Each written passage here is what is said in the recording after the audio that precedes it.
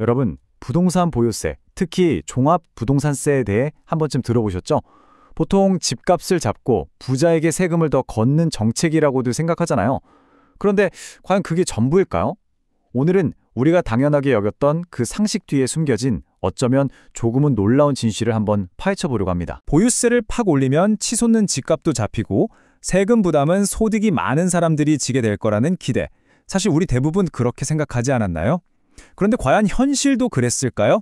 지금부터 데이터가 보여주는 우리의 예상과는 조금 다른 진실을 같이 따라가 보시죠. 자, 여기서 첫 번째 반전이 시작됩니다. 이 세금이 과연 처음 의도했던 대로 부자들의 어깨만 무겁게 하고 있을까요? 데이터를 들여다보면 아주 역설적인 현실이 드러나기 시작합니다. 이 역설을 제대로 이해하려면 먼저 역진적 부담이라는 개념을 알아야 해요.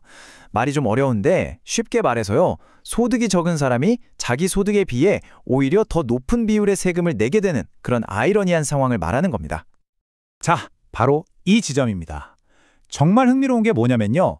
한 연구 결과를 보니까 바로 이 종합부동산세가 역진적인 성격을 뚜렷하게 보이고 있다는 사실이 밝혀진 거예요. 이 그래프를 한번 보세요.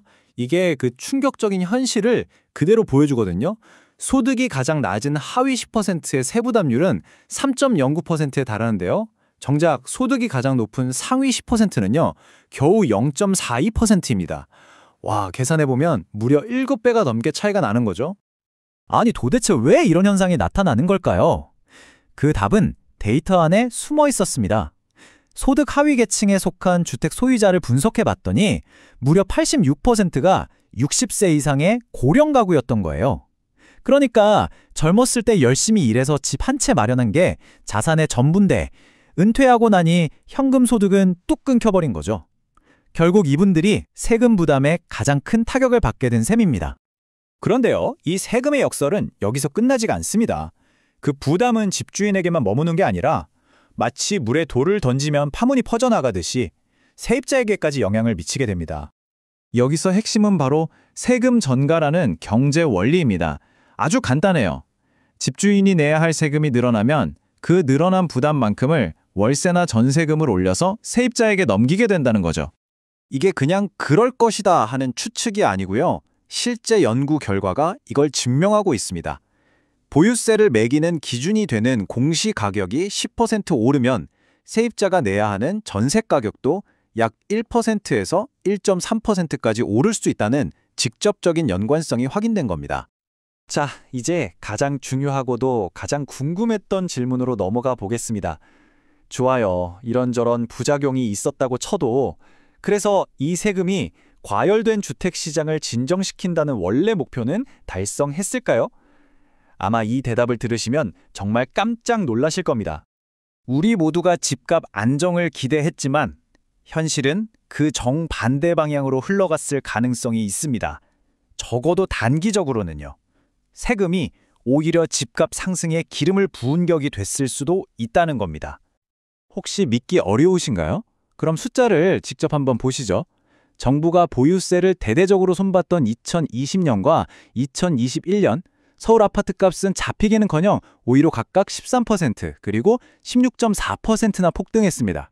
아니, 세금을 올렸는데 집값이 왜 더 오르는 걸까요? 경제학자들은 이걸 기준가격 효과라는 말로 설명합니다. 좀 쉽게 풀어서 말하면요. 정부가 이 집은 공시가격이 이렇게나 높습니다라고 발표하는 것 자체가 시장에는 와, 이 집은 정부가 인증한 비싸고 좋은 집이구나 라는 강력한 신호를 주게 된 거예요.